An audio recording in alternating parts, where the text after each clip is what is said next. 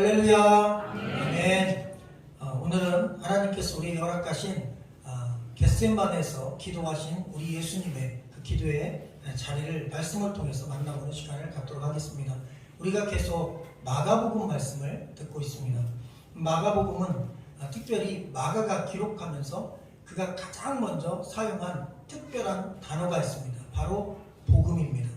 여러분이 복음이라고 하는 단어가 사실 마태도 복음이고 마가도 복음이고 요한도 복음이고 누가도 복음이고 전부 다 복음이라고 되어 있는데, 사실 이 복음이라는 단어를 가장 먼저 사용하고 꺼내어 들었던 사람이 마가라는 사람입니다. 원래 이 복음이라는 단어, 가스펠이라는 단어, 유앙겔리온이라는 단어는 교회에서 썼던 단어가 아니라 로마 황제가 썼던 단어입니다. 황제가 태어난 생일날 유앙겔리온, 가스펠, 복음 이렇게 선포하며 그것을 전파하러 다니는 사용이 있었고, 또한 황제가 새로 바뀌고 즉위했을 때 유앙겔리온, 복음, 가스펠, 그래서 황제의 소식을 전할 때 굿뉴스 이렇게 선포할 때 바로 이 복음이라는 단어를 썼는데, 마가는 과감하게도 황제가 이 땅에서 자기의 소식을 전할 때 썼던 이 유앙겔리온, 복음, 가스펠이라고 하는 단어를 하나님의 말씀 안으로 끌어들어왔습니다. 진짜 복음, 진짜 굿뉴스, 진짜 유앙겔리온, 진짜 우리의 영혼의 기쁜 소식은 하나님의 아들 예수 그리스도가 우리를 위해 십자가에 죽으시고 우리 죄를 용서했다는 사실이다. 이러면서 진정한 복음은 황제의 소식이 아니라 하나님이 우리에게 주시는 하늘의 소식이다. 이렇게 못 받고, 그리고 또 하나 중요한 게 있습니다. 여러분, AD 70년 전후에 마가복음이 기록됐습니다. 그때 어떤 일이 있었냐면 성경에서 예언했고 예수님도 돌 위에 돌 하나도 남지 않을 것이다 말씀하신 것처럼 이 AD 70년경에 로마 황제 티투스가 그 예루살렘 성전과 예루살렘 도시를 쑥대밭을 만들었어요. 다 부셔버리고 불태워버렸어요. 한마디로 말하면 우리가 6.25 동란 끝나고 나라가 잿더미가 된 것처럼 온전히 이스라엘의 수도, 심장, 그리고 성전이 다 부서졌습니다. 그러면 여러분, 시대적으로 완전한 절망입니다. 다시 성전을 일으키고 다시 나라가 일어선다는 걸 꿈꾸기에는 아직은 너무나 절망적이고 너무나 다 망했어요. 깡그리 망했어요. 회복이라는 거, 다시 시작한다는 거 꿈꾸기 어렵습니다. 근데 여러분, 이 복음이라고 하는 이 단어와 함께 마가복음 1장 1절은 하나님의 아들 예수 그리스도의 복음의 시작이라, 마치 창세기 1장 1절에 태초에 라고 말씀이 시작됩니다. 영어 성경 in the beginning 이라고 시작하고, 이 마가복음 1장 1절 끝에도 beginning 이라는 단어로 마칩니다. 다시 말하면 창세기 1장 1절에 태초에 in the beginning 하고, 그리고 시작하고, 이 마가복음 1장 1절에 하나님의 아들 예수 그리스도의 복음의 beginning, 즉 시작이라는 단어가 같이 신구약에서 맥을 하고 있다는 사실입니다. 이게 어떤 말씀입니까? 창세기 1장 1절은 세상을 처음으로 창조한 이야기입니다. 무에서 유를 창조한 이야기.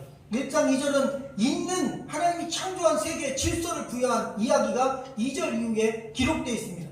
그리고 마가복음 1장 1절은 사실 신약성경이 가장 먼저 마가복음이 쓰였기 때문에 마태복음보다 앞서서 기록된 성경임에 분명하기 때문에 신약성경이 기록된 첫 번째 구절에 또다시 in the beginning이 나와, 시작이라는 말이 나와. 근데 그 앞에 여러분 복음이 나옵니다. 다시 말하면 절망에 빠진 이스라엘 백성들이요, 하나님의 사람들이요, 이 절망의 자리에서 우리가 이 황폐한 상황과 땅, 그리고 다 무너지고 망한 인생, 이것 때문에 절망하지 마라. 우리의 시작은 삶의 좋은 환경에서 나는 게 아니다. 우리의 시작은 돈이 많은 곳에 나오는 게 아니다. 우리의 시작은 뭔가 가진 게 있고 누가 나를 도와서 있는 게 아니다. 우리의 시작은 in the beginning은 바로 태초에 하나님이 무에서 유를 창조한 것처럼 잿더미가 됐지만 복음으로 시작하는 것이다.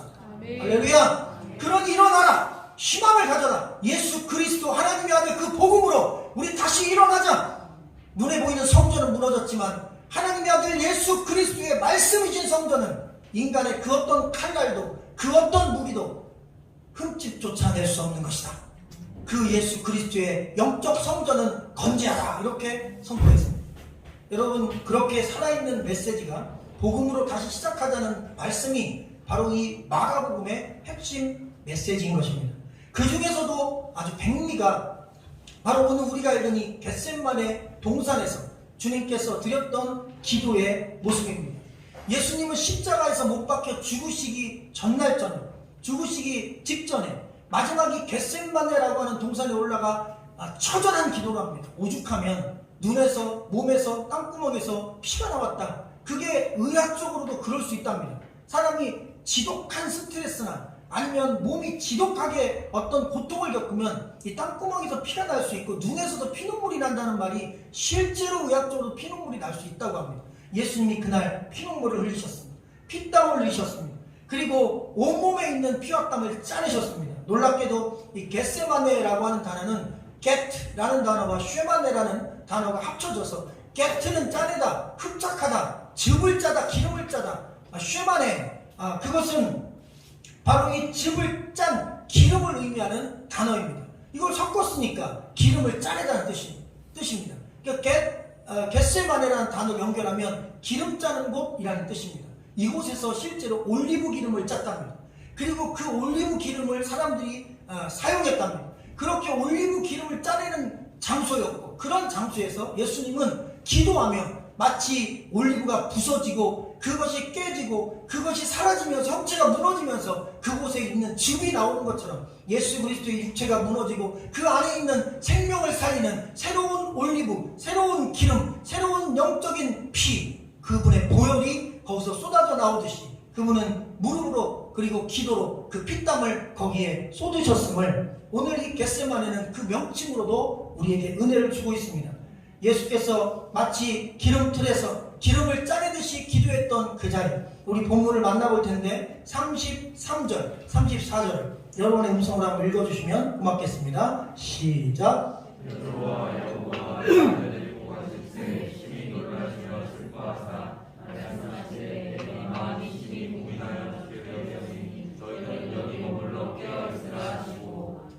아멘. 두 번 반복되는 비슷한 표현이 나오는데 심히 놀라시며 슬퍼하사 라는 단어, 그 다음 또 하나 심히 고민하여 죽게 되었으니 라는 단어입니다. 십자가의 죽음을 앞두고 말문이 막히고 공포에 떨 만큼 매우 놀라며 슬퍼하는 모습이다. 직역을 하면 그렇게 표현할 수 있어요. 그런데 여러분, 지금까지 우리는 이 본문을 어찌 보면 정확히 이해하지 못하고, 저도 설교를 과거에 했었고 또 우리도 이해하고 있습니다. 왜? 예수님의 지극히 인간적인 모습으로 이것을 분석하고 해석했어요.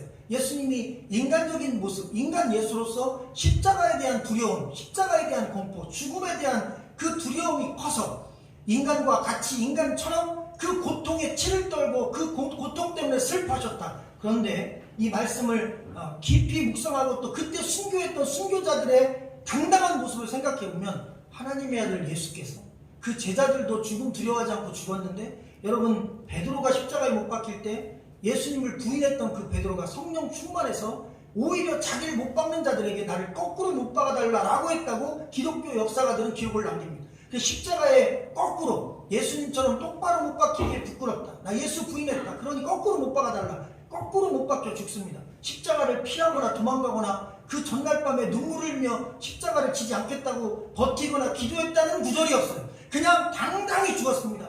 그리고 폴리갑은 80세가 넘는 나이에 마지막으로 로마 군병이 뒤에다 대고 예수님 모른다고 거짓말이라도 한 번만 해주세요.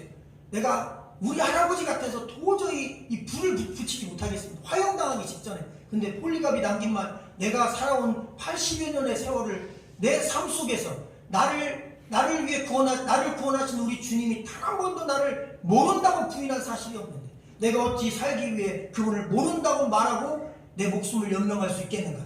염려하지 말고 그냥 불 붙여주시게. 내 몸은 분살나 없어지겠지만 이 불꽃이 다른 영혼 또 살릴 그런 불이 되기를 기도하며 나는 당당히 순교 맞이하겠네. 그리고 순교한 사람이 폴리갑이라고 하는 초대교회의 아주 유명한 순교자입니다.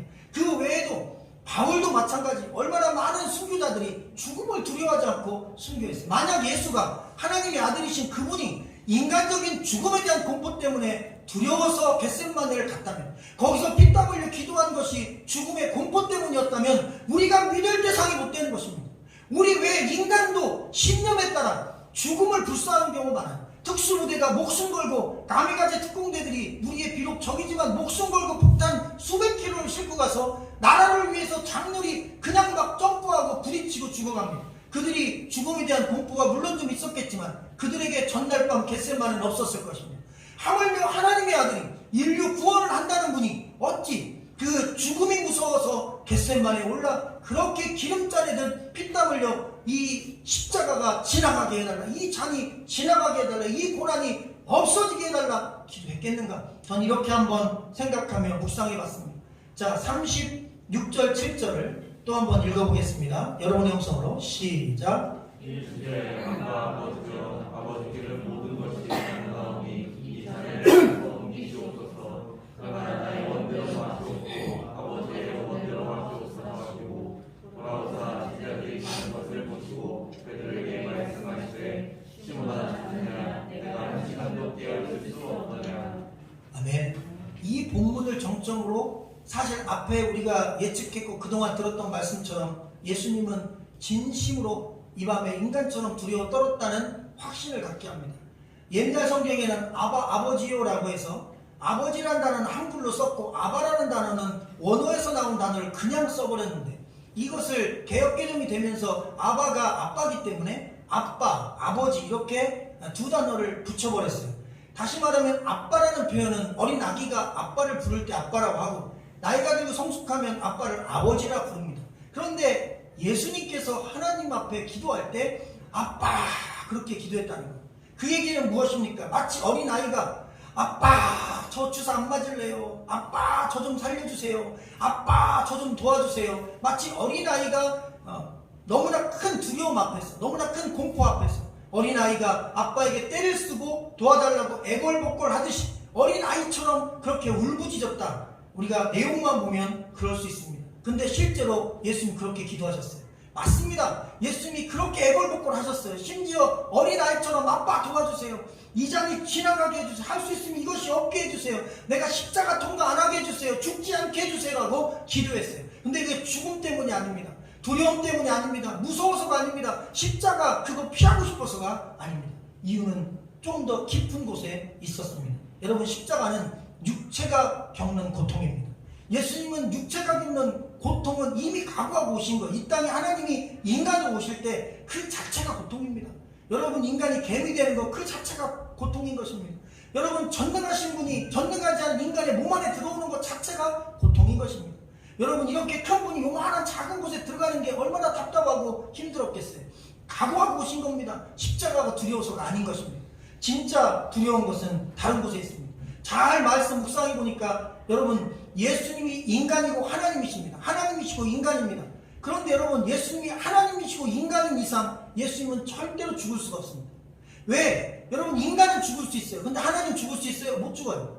하나님은 죽을 수 없습니다. 인간은 죽을 수 있습니다. 그런데 예수님이 살아계실 때 예수님은 인간이면서 하나님이셨어요. 그래서 하나님으로서 병든 자 고치고 하나님으로서 신적 능력으로 무리를 걸으시고 하나님으로서 기적을 행하셨습니다. 그리고 인간으로서 삶도 사셨어요.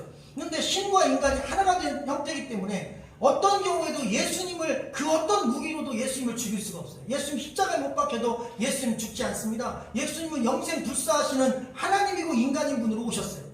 여러분, 이 땅에 처음 오셨을 때 예수님은 절대 죽지 않을 육체와 절대 죽지 않을 하나님으로 오신 것입니다. 예수님이 죽을 수 있는 방법은 딱 하나밖에 없어요. 예수님 안에서 하나님이 없어져야 됩니다. 이걸 신성이라고 합니다. 예수 안에 인성만 남고 신성이 없어져야 됩니다. 단 3일 동안만 없어져야 돼요. 십자가에 달리기 직전에 없어져서 돌아가셔서 부활하실 때 다시 그 신성이 들어오니 죽은 몸이 살아나는 것입니다. 여러분, 생명의 기운이, 하나님이 주신 능력이, 하나님의 신적 권능이 인간을 영생하게 만드는 것입니다. 근데 예수님은 그 신적 권능과 함께 하시는 진짜 하나님이셨기 때문에 절대로 십자가에 못 박아도 죽지 않는 능력이 그 안에 있었고 죽지 않을 능력이 있었습니다. 그래서 아버지요 라고 부르짖으며 엘리엘이 라마 사도악단이요 라고 부르짖으며 하나님 아버지 어찌하여 나를 버리셨나이까 라고 십자가 도상에서 가상 7원 중에 한 말씀을 그렇게 하셨어요. 거기서 추론해 보면 하나님이 이 예수 그리스도의 인간 몸 안에서 하나님이 떠나신 것입니다. 십자가 직전에 예수 그리스도는 완전한 홀로 된 인간으로 인간으로 남아 있었던 거예요. 그리고 단 3일 동안 그가 죽고 무덤에 가 있고 부활하기 전까지 그는 그냥 인간이 죽고 인간이 죽은 이후에 영혼과 몸이 분리된 것처럼 그렇게 저 연옥, 지옥 같은 곳에까지 갔다 오셨다고 말씀에 기록하고 있어요. 그리고 다시 부활할 때, 그 부활의 아침에 하나님의 그 신성과 인간의 육체가 다시 하나 돼요. 나중에 우리 인간이 죽었다가 부활할 때 하나님의 신적인 능력과 인간의 몸이 하나 되어 영생하는 바로 그 모습을 회복하신 것입니다. 그래서 그 3일간 예수님은 하나님과 단절된 것입니다. 어떤 사람이 그렇게 얘기하더라고요. 아이 뭐 3일 가지고 자기 아들이 군대 갈 때 3년 가니까 운다는 거예요. 자기 딸이 유학 갈 때 한 5년 10년 박사학위 하러 갈 때 자주 못 보니까 운다는 거예요. 근데 3일간 캠프 가는데 뭐 울 게 있냐는 거예요. 근데 여러분 착각입니다. 우리가 그만큼 명성이 짧은 거예요. 우리는 하루 기도 안 해도 하나도 안 힘들죠. 우리는 하루 예배 안 드려도 하나도 안 힘들어요. 일주일 예배 빠지고 말씀 안 들어도 전혀 문제가 없어요. 왜? 그만큼 우리가 영적으로 약한 것입니다. 예수님은 단 하루라도 하나님과 함께하지 않으면 안 되는 분이었다는 것입니다. 여러분, 루악, 사람의 그 숨과 호흡, 인간이 몸을 만들어졌을 때 그 육체는 흙이었습니다. 아무것도 아닌 그냥 흙덩어리, 마귀였어요. 거기에 하나님이 코에 생기, 생명의 기운, 하나님의 기운을 불어넣었을 때 생영, 살아있는 영이 되었다고 했어요. 살아있는 육체가 아닙니다. 생영이 된 거예요. 몸이 있지만 신성이 들어가 있어서 사실 아담과 하와는 천년사의 인물들이 아니었습니다. 죽음이라는 것이 그들에게 존재하지 않는 예수 그리스도가 이 땅에 처음 오셨을 때 신성과 인성을 가졌던 그 죽음을 맞이하지 않을 그런 육체로 하나님 창조하셨던 거예요. 그런데 죄를 지으면서 그 신성이 떠난 것이었습니다. 예수가 그 신성을 회복한 것이었습니다. 십자가 질 때 그 신성이 또 떠난 것입니다. 예수는 인간으로 죽으신 것입니다. 죄인 인간 대신해서 완전한 인간으로 돌아가신 것입니다. 그리고 3일 만에 그 신성이 다시 돌아와 그분을 살리신 것입니다. 여러분, 근데 그 인간이 신성을 회복할 때 또 아담이 생명이 될 때 코에 숨을 불어넣으신 것입니다. 하나님의 호흡을 불어넣으신 거예요. 그리고 에덴 동산에서 그들은 날마다 하나님과 동행했다고 되어 있어요. 하루도 쉬지 않고 하나님을 만난 것입니다. 한순간도 숨 쉬지 않고 살지 못하는 인간입니다. 우리는 단 몇 분만 호흡이 끊어져도 산소 부족으로 죽습니다. 여러분, 산소를 하나님이라고 생각합시다. 예수님이 여러분 산소를 하나님이라고 예수님과의 관계를 생각합시다. 3일 동안 산소 없는, 3일 동안 숨 쉴 수 없는, 3일 동안 산소 없이 무산소로 살아야 된다면 그것만큼 고통스러운 것이 어디 있겠는가? 그게 예수의 고통이었습니다. 그게 겟세마네의 고통이었습니다. 주여, 저는 하나님 아버지, 저는 단 몇 초도 하나님 없이 숨 쉴 수 없습니다.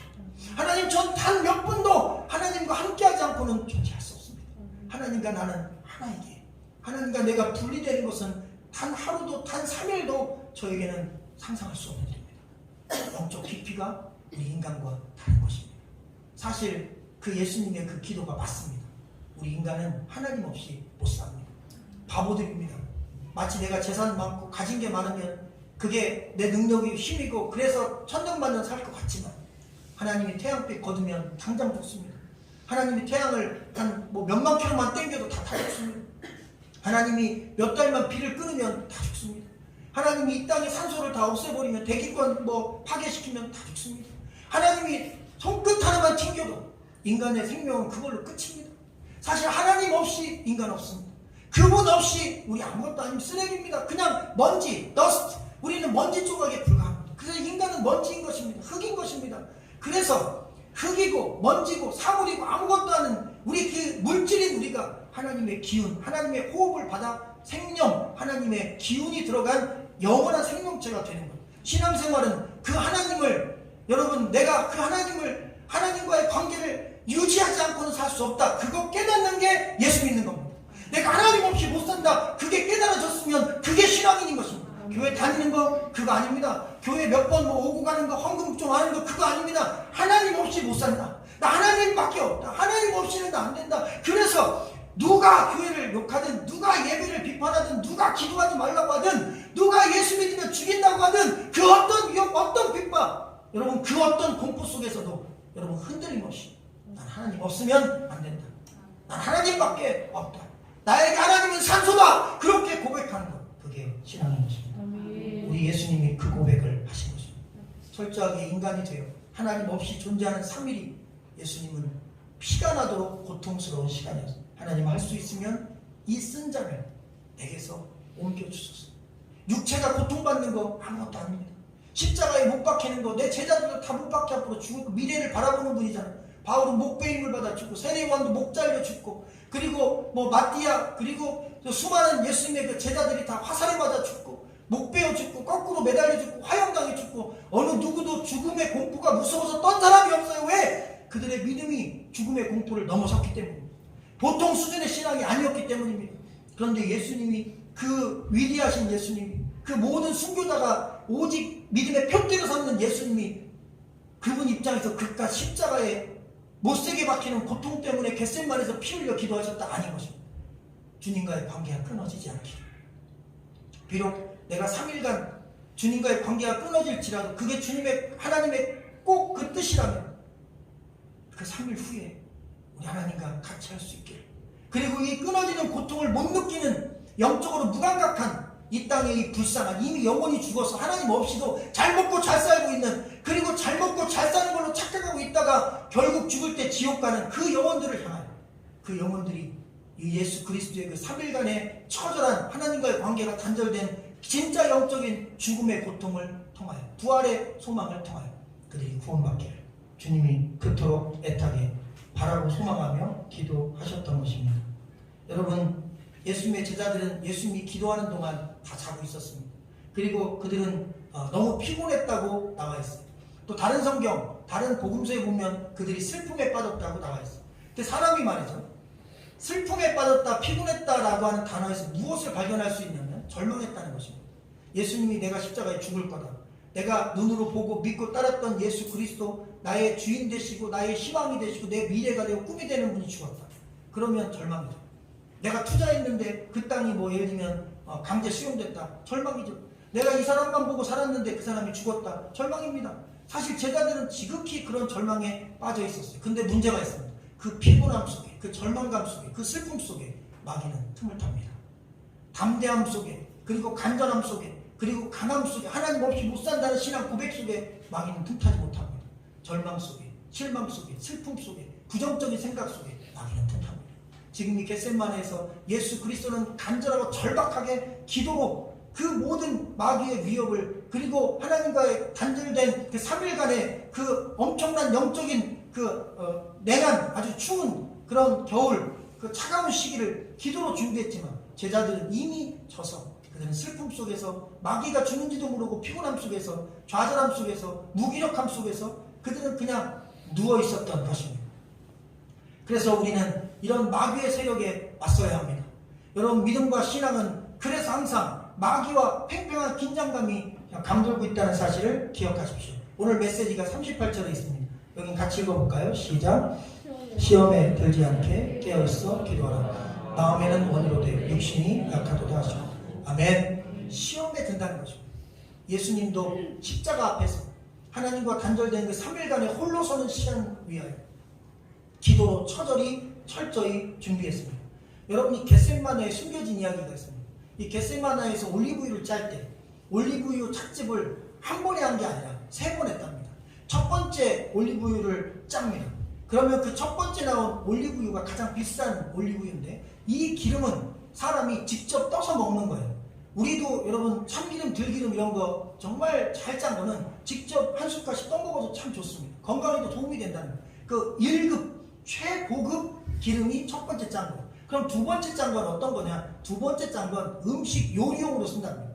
그래서 두 번째, 한 번 짠 거는 그렇게 해서 건강을 위해서 몸에 바르거나 피부 미용이나 아니면 직접 먹어서 생식으로 그냥 먹어서 건강하게 그렇게 쓰는 거고, 두 번째 거는 짜가지고 그것을 음식 만들 때 식용유로 쓰는 것입니다. 올리브유가 그겁니다. 두 번째 짠 거예요. 그리고 한 번 더 짭니다. 남은 찌꺼기를 또 한 번 쥐어짜요. 그래서 그건 어떤 걸 쓰냐면 그건 등불로 썼답니다. 그래서 3번 짠 거예요. 예수님이 겟세마네 3번 기도하셨습니다. 첫 번째 기도하셨습니다. 제자들이 잤어요. 두 번째 기도하셨어요. 제자들이 잤어요. 3번째 기도했어요. 제자들이 자고 있었어요. 그리고 예수님 말씀하셨습니다. 얘들아, 나를 위해 1시간도 깨어 있을 수 없느냐?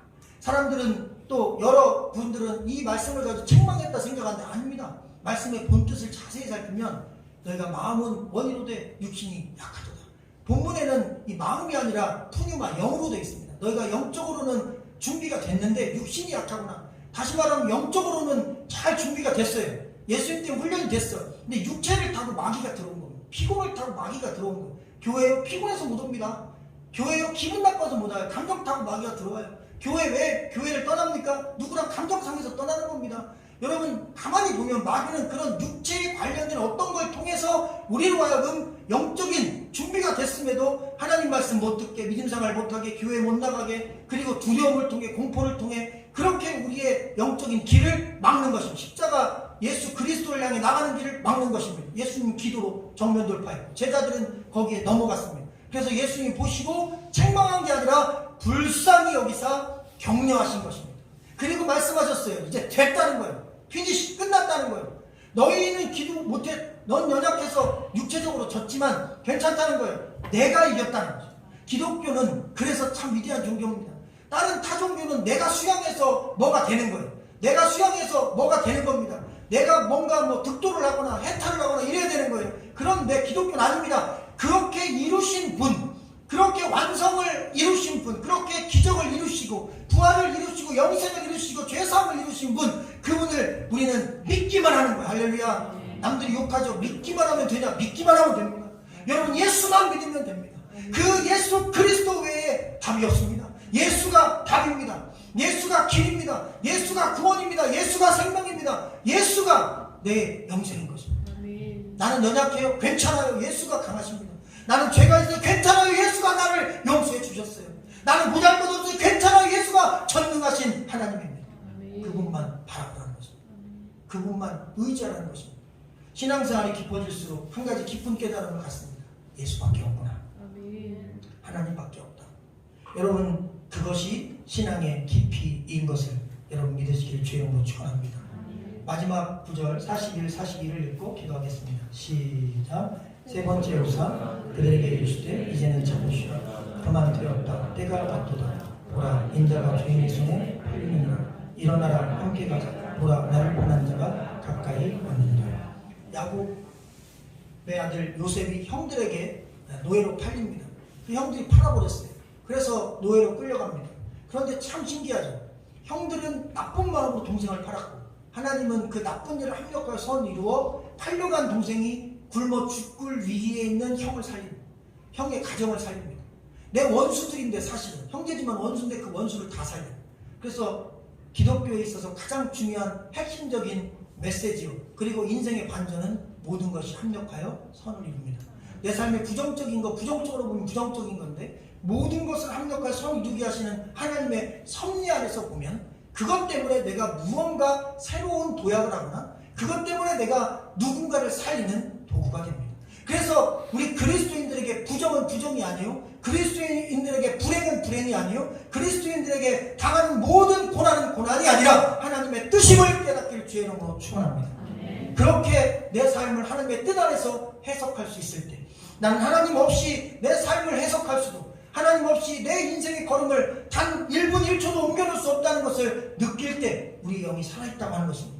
우리가 영적으로 깨어있다고 하는 것입니다. 지금은 깨어있을 때입니다.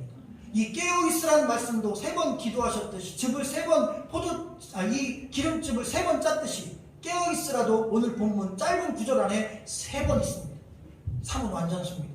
깨어있으라는 것입니다. 마지막 때입니다. 영적으로 우리가 주님 없이 살 수 없다는 사실을 그 한 가지 그 진리 붙잡고 깨어있으십시오.